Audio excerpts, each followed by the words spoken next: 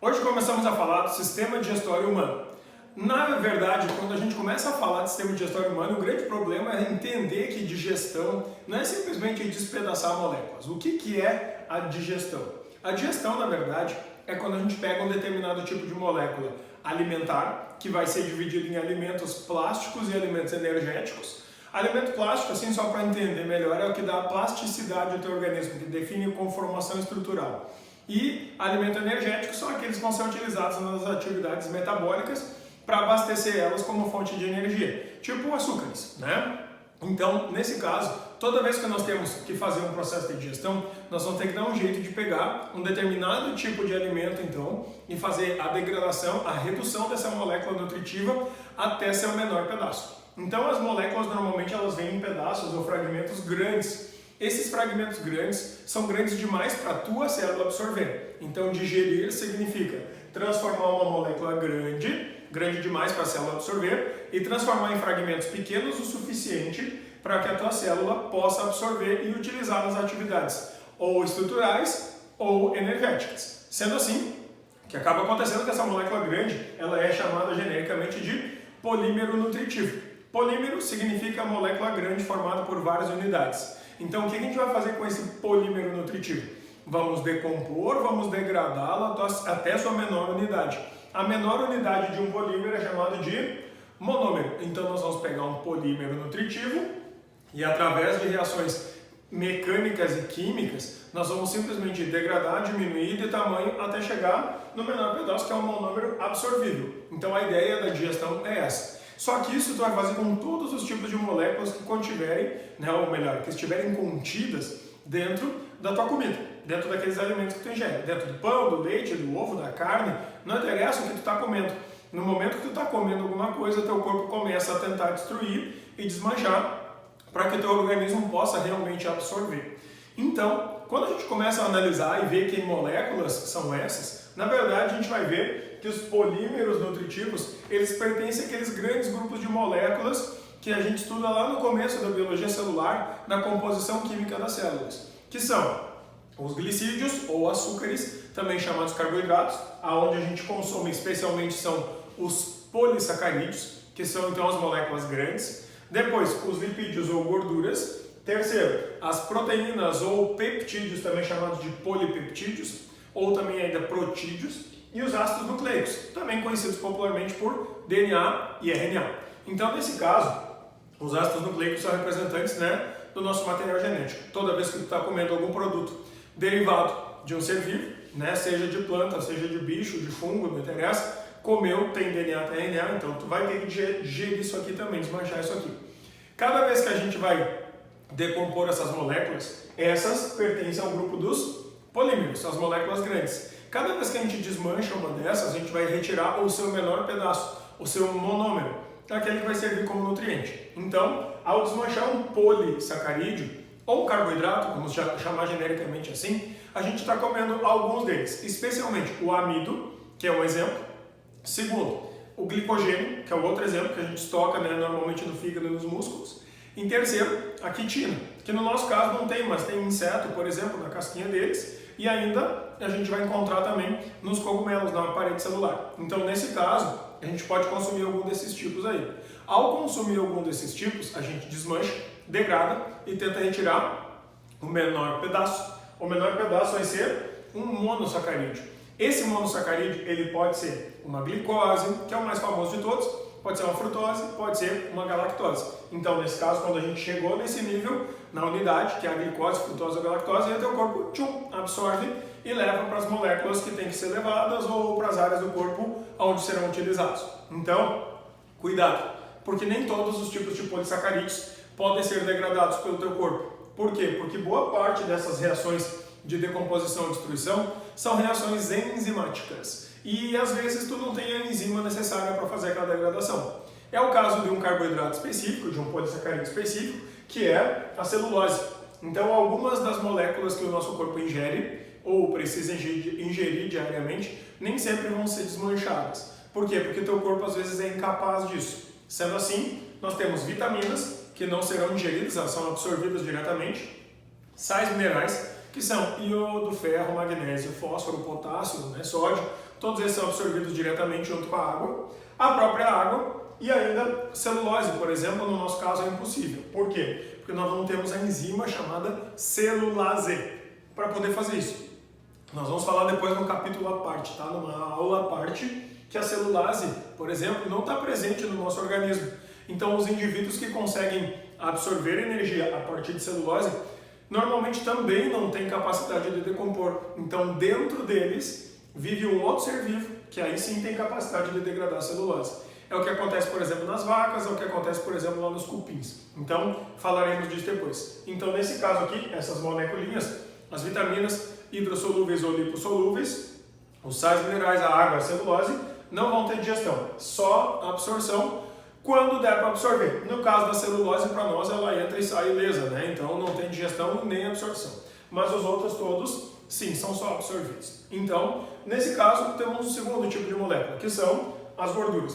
Qualquer tipo de gordura que tu venha consumir. Óleo de azeite de oliva, óleo de soja, né, que vai na comida, ou de repente a gordura que tem nos grãozinhos tipo amendoim, nozes, castanhas, coisas do gênero, ou então gordura mais saturada, tipo o bacon, né, que tem banha.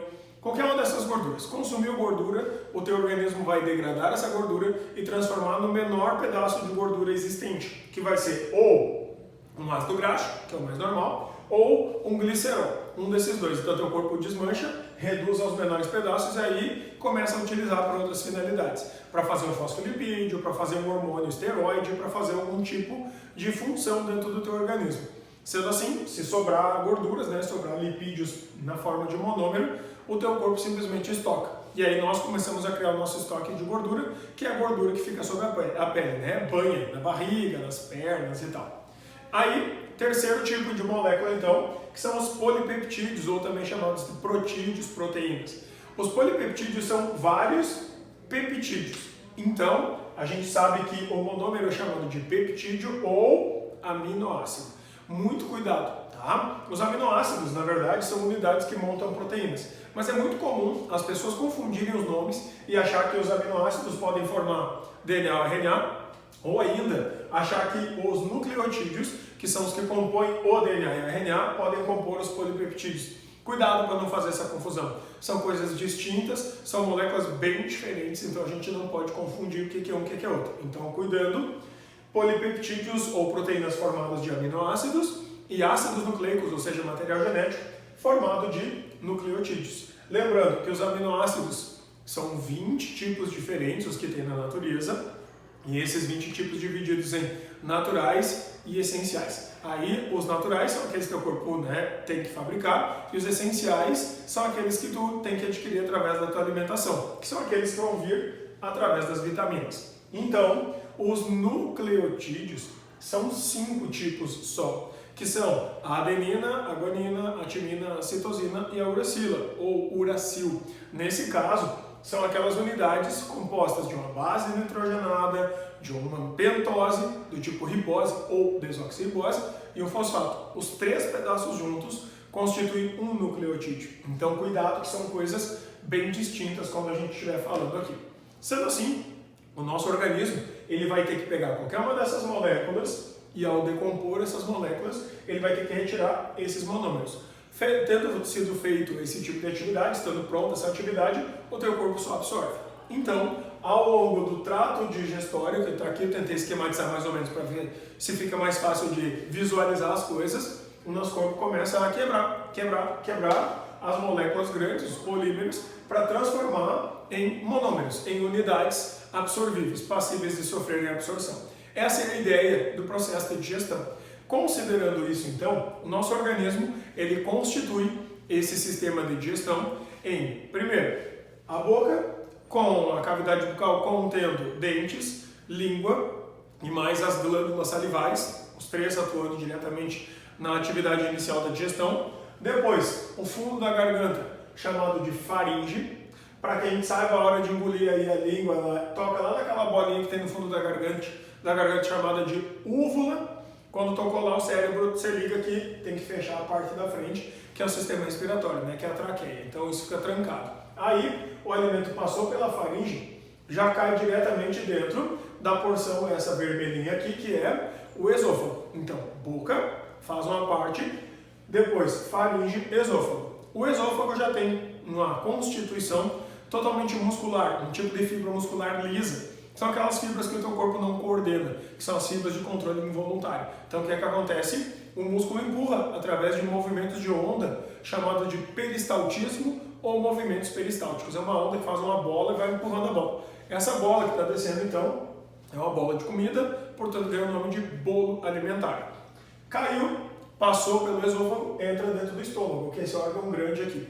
Esse estômago ele tem em torno de 20 centímetros, no máximo um palmo, só que ele é pequenininho, não é grandão assim, né? Então, o que acontece? O nosso estômago, ele é um órgão muscular também, onde começa a liberação de muitas enzimas digestivas. Então, do estômago para frente, começa toda a digestão química violenta, mais forte. A parte inicial, então, toda essa até chegar ali, é basicamente uma mistura dos alimentos e uma digestão mais assim mecânica, né? No máximo mecânica, ela é pouquíssimamente química. Então, isso aqui, na verdade, dificilmente vai chegar nesse estágio ao passar apenas pela boca. Então, nesse caso, o que acaba acontecendo aqui? Passou pela boca, desceu pelo esôfago e faringe, né? Chegou no estômago. Do estômago, o alimento, depois de ser tratado quimicamente, ele é empurrado para dentro do intestino delgado, que é toda essa parte zona aqui do meio, essa porção então intermediária. O intestino delgado ele é bem grande, ele chega a ter assim, mais ou menos aí uns 6 metros de comprimento, ele é bem grande, de 6 a 9. Então, ele faz volta, é toda a porção interna do teu abdômen. Toda essa porção então do intestino para frente, toda ela é coberta por uma membrana, ficaria mais ou menos das tuas costelas para baixo. Essa membrana que envolve todo esse sistema digestório aqui é uma membrana chamada peritônio. Então, cada vez que uma pessoa vai ter que fazer uma cirurgia e vai acessar alguma dessas áreas, tipo cirurgia de apêndice, tem que cortar todas as camadas de pele, então vai ser tecido epitelial, tecido conjuntivo, gordura, depois a parte muscular, o peritônio e aí vai acessar lá dentro. Quando chegar nessa camada lá interna, aí tu tem acesso à estrutura interna. Então é como se tivesse uma membrana plástica, um saco que envolve toda essa área e evita a passagem de bactérias, então é uma forma de proteger e isolar aquele sistema ali. Sendo assim, o que acaba acontecendo é que nós vamos ter o intestino que vai fazer voltas e ele divide em 3 pedaços. Esses 3 pedaços vão ser então duodeno, jejum e íleo, que nós vamos falar depois qual é o papel ou a atividade de cada um. Mas, a princípio, dentro dessa porção intestinal nós temos a entrada do fígado, despejando então tudo aquilo que ele fabrica, a entrada do pâncreas, despejando tudo aquilo que ele fabrica para auxiliar o processo de digestão. Terminou de desmanchar, o próprio intestino pode liberar algumas substâncias químicas e aí a partir dessa liberação ele acaba auxiliando no processo de digestão. Então dentro do intestino delgado, que é essa partezinha toda intermediária aqui, acontecem as últimas liberações enzimáticas. Terminou essas liberações enzimáticas, a partir desse momento então inicia agora a absorção, que se dá dentro dessa parte do intestino delgado mesmo. Então, o intestino delgado ele digere a última parte e absorve os nutrientes. Se sobrar algum nutriente ou se sobrar moléculas que não foram digeridas, vão passar para o último estágio, que é a última volta, essa que é o último intestino, ou intestino grosso. O intestino grosso, então, ele tem aqui no cantinho essa tripinha pequenininha assim, logo na entrada. O saco esse sem saída, que é o fundo, chama-se seco intestinal, que seria o poço. Né? Aí no seco tem uma pontinha assim que parece uma graxinha, uma tripinha pequenininha. Esse é o tal do apêndice.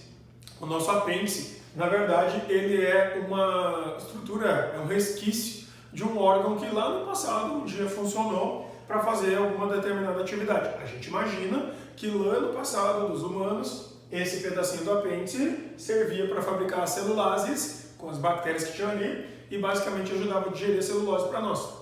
Hoje não funciona mais. Hoje, no máximo, serve para auxiliar na produção de algumas vitaminas, mas nada mais que isso. Então, essa porção do intestino grosso, que é esse último pedaço, ele na verdade vai ser responsável por absorver vitaminas do tipo hidrossolúvel, sais minerais e água. E enfim, acabou o processo. Então, quando chega no final, a saída do ânus, né? Então, esse sistema é constituído basicamente dessas partes. A gente só deve cuidar um detalhe bem importante. O alimento, ele embora seja a mesma coisa, né, quimicamente vai entrando, vai sendo absorvido algumas coisas, vai sobrando algumas coisas, O que vai sair aqui no bolo fecal, na verdade, são coisas que tu não teve capacidade de absorver. Não quer dizer que para alguma outra forma de vida, para um outro tipo de ser vivo, tipo uma bactéria, talvez isso pudesse ser útil. Talvez aquilo ali tivesse uma finalidade. Então, não é bom, não é útil para ti, mas talvez para outra espécie seja. Então, o alimento, entre a passagem da boca e a chegada no intestino, ele é chamado de bolo alimentar. Então, é até entrar no estômago. No momento que sai da boca, passa pelo esôfago e vai chegar no estômago, ele troca de nome quando entra no estômago. Então, saiu da porção então da boca do esôfago e caiu para dentro do estômago, deixou de ser bolo alimentar, no estômago passa a ser chamado de quimo. Então, porque ele começa a sofrer ação química. E aí, ele sofre um processo de quimificação, que é transformar em quimo, que é aquela bola de comida que está sofrendo ação química.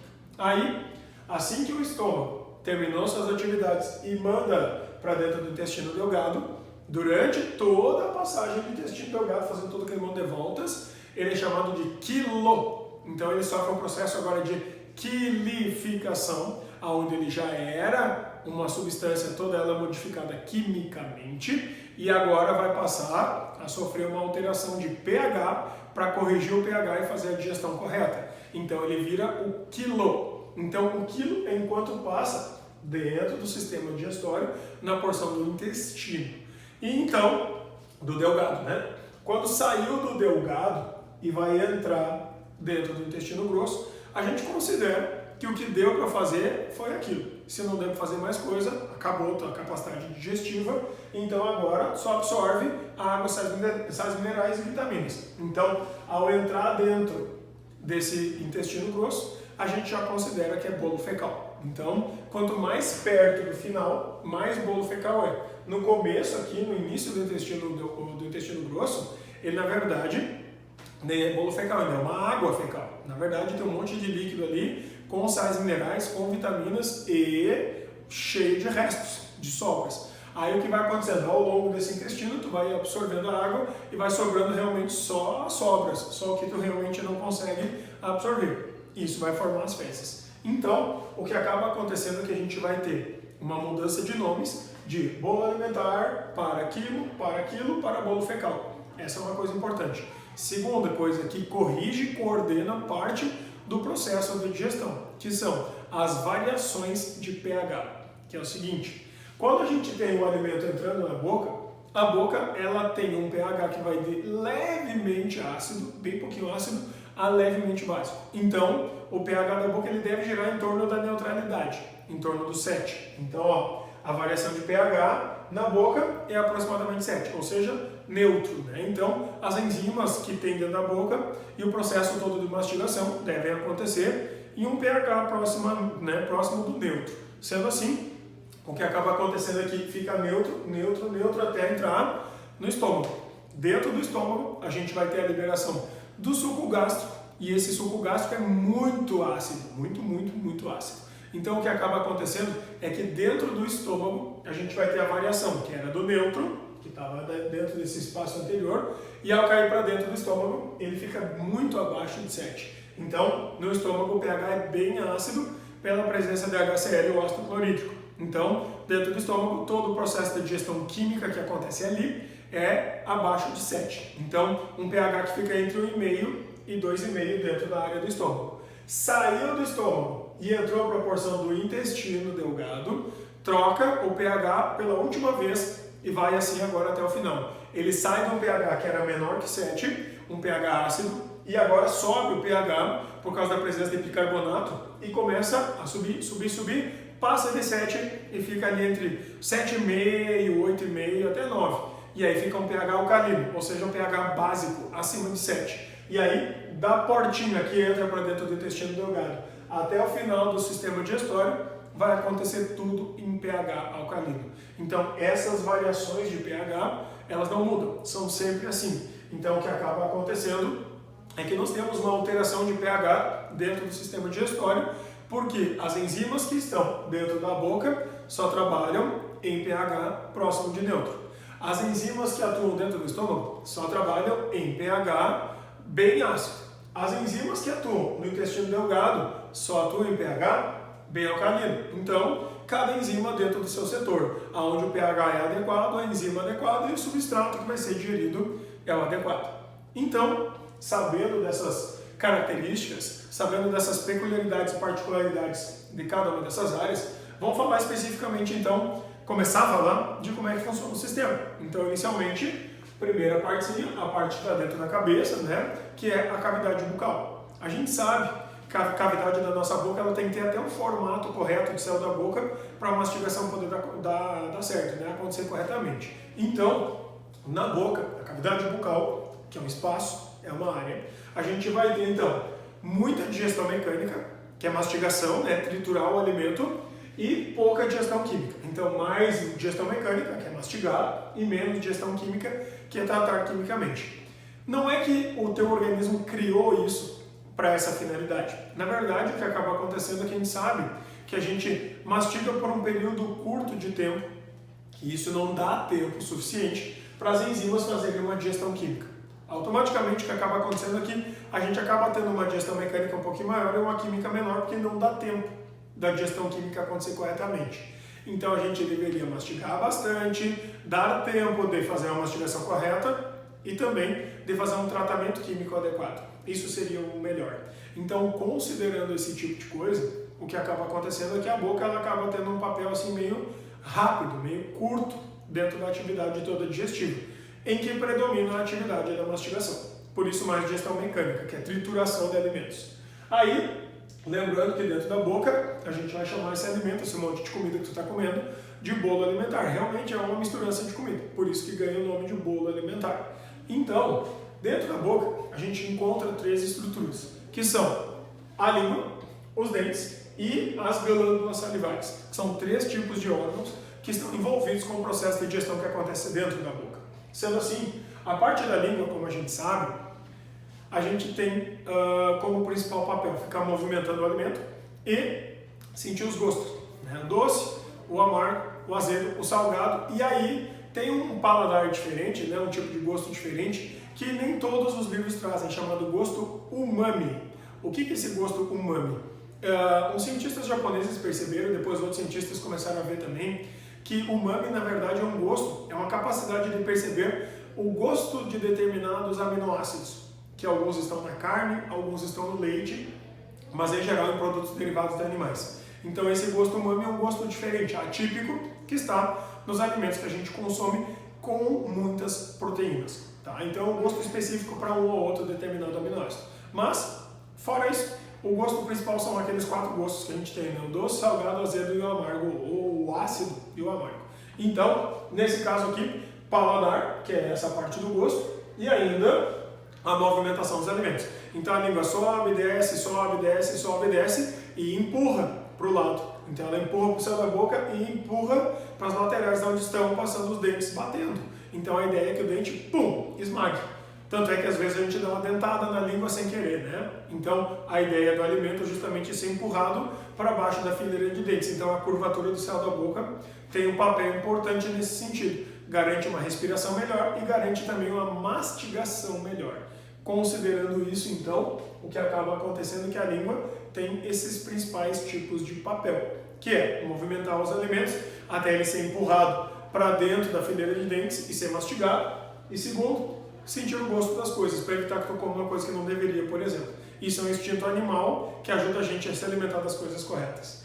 Então, a gente vai ter um outro papel, um terceiro papel da língua, que é quando chega na hora de engolir. Ela mexe, mexe, mexe, depois na hora de engolir, ela simplesmente toca o fundo lá na úvula, que vai para o cérebro a informação, e o cérebro diz, ó, fecha a epiglote, que é a parte respiratória. Então aqui essa tampinha verdinha, ela fecha, e aí depois a língua empurra o alimento para dentro. Então a língua, auxiliada pelos músculos da área da faringe, vão fazer o processo todo de deglutição. Esse processo de deglutição é o processo de engolir. Então, a língua junto com a faringe fazem esses tipos de papel, que é empurrar o alimento para frente. Então, teoricamente, o alimento já foi muito mastigado, muito movimentado ali dentro e já pode ir embora. Na prática, de verdade, a gente sabe que isso não acontece. Só para lembrar, a nossa mastigação, ela deveria, assim, repetir-se cerca de 30 vezes, 35 vezes, sobre alimentos um pouco mais rígidos, mais durinhos, que nem a carne, por exemplo. E a gente sabe que a gente mastiga pouquíssimo, nunca chega a mastigar isso, né? Então, o que acaba acontecendo é que a nossa mastigação ela é precária nesse sentido. Então, fora a função da língua, a gente tem a segunda parte, que é a função dos dentes, que é justamente essa de fragmentar o alimento, seja rasgando, seja furando, seja cortando, seja esmagando.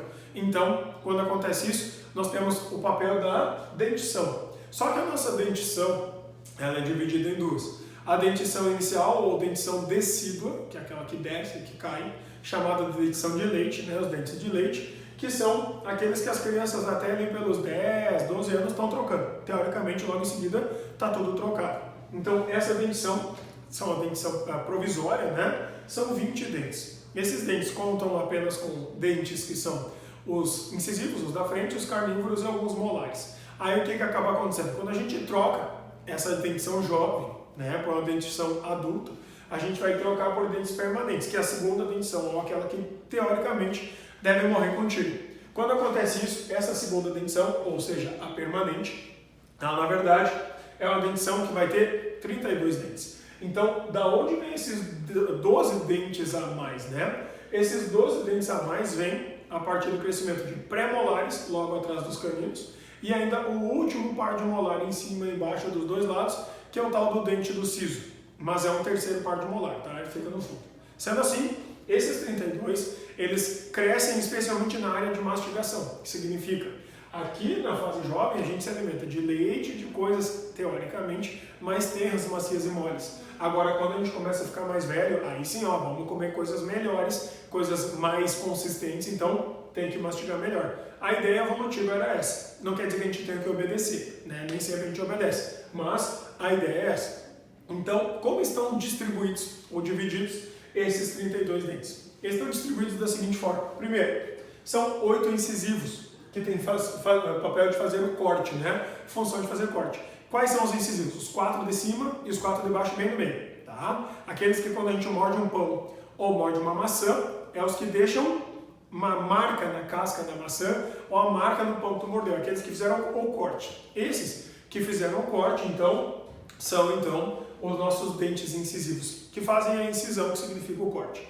Segundo grupo, os caninos, que são 4, que são aqueles que estão bem do lado, são mais pontiagudos, assim, né? Esses dentes de cima e de baixo, que são os 4, são os caninos, eles têm o papel de fazer aquilo que os cachorros fazem, que é pegar e morder uma coisa de lado assim e ficar puxando. Então esses dentes grandes, eles na verdade têm a finalidade lá no passado de furar coisas mais duras, tipo o couro dos animais que eles mordiam e rasgavam. Então o papel dos caninos é furar e rasgar os alimentos, ajudar, né, a reduzir a fragmentos menores. Ainda, os pré-molares. Então, os pré-molares são 8, onde nós já temos o papel de esmagar. Então, atrás dos caninos, a gente vai ter 2, 2, 2 e 2. Então, né, 2 de cada lado em cima e embaixo, e aí totalizando esses 8 pré-molares, papel e esmagar. E, por último, então, a gente vai ter os bem do fundo, que são os 12 molares. Então, nesse caso aqui, de novo, o papel esmagar. Lembrando que os últimos 4 desses 12 são os dentes do siso, que hoje, geneticamente, na nossa população, tem indivíduos que têm, tem indivíduos que não têm. Tem gente que tem 1, que tem 2, que tem 3, que tem 4, ou que não tem nenhum dos dentes do siso. É normal ser assim? É normal ser assim porque a gente estava no meio de um processo evolutivo que, pum, parou no meio. Então, acabou ficando assim, alguns indivíduos com, outros indivíduos sem esse tal dente do siso, certo? Então, olha aqui, ó, totalizando. 12 mais 8, 20, mais 8, 28, mais 4, 32 dentes. Isso é o máximo de dentição que uma pessoa normal pode desenvolver. Tem gente que tem mais dente que isso? Tem. Tem gente que tem menos? Tem também. Mas a população no geral normal são os 32 dentes. E então, finalizando a primeira parte, que é a cavidade bucal, a gente vai ter as glândulas salivares. A gente deve lembrar o seguinte, ó. Glândulas salivares, que são as parótidas, as submaxilares e as sublinguais, essas ficam todas na área da boca despejando as suas secreções para dentro da boca. Essa secreção, todo mundo sabe, o nome é saliva. Então, na saliva, a gente vai ter anticorpos, a gente vai ter substâncias químicas como células, sais minerais, água e enzimas. Então, tem um monte de coisa, uma misturança de coisas da saliva. E todas essas substâncias químicas estão sendo jogadas para dentro de uma cavidade, que é a cavidade bucal. Logo, todos os tipos de glândulas salivares que a gente tem são chamadas de glândulas exócrinas. Não esqueça disso, que são aquelas que jogam para dentro da cavidade. Bom, aí essas glândulas salivares, junto com o fígado e junto com o pâncreas, entram dentro de um grupo de glândulas super importantes, que são as glândulas anexas ao sistema digestório. Significa, elas não são elas que são o tubo, elas estão grudadas no tubo, no sistema digestório, e jogam para dentro do sistema digestório suas secreções. Então, quando falarem em glândulas anexas ao sistema digestório, são as glândulas salivares, o fígado e o pâncreas, certo? Que auxiliam esse processo. Então, o primeiro grupo, glândulas salivares, que liberam saliva. A saliva ela é rica em água e tem mais esse monte de substâncias que eu acabei de citar, que servem para ajudar então a evitar a entrada de bactérias, proteger os dentes, umedecer o alimento, favorecer a mastigação. Então está tudo relacionado com as glândulas salivares.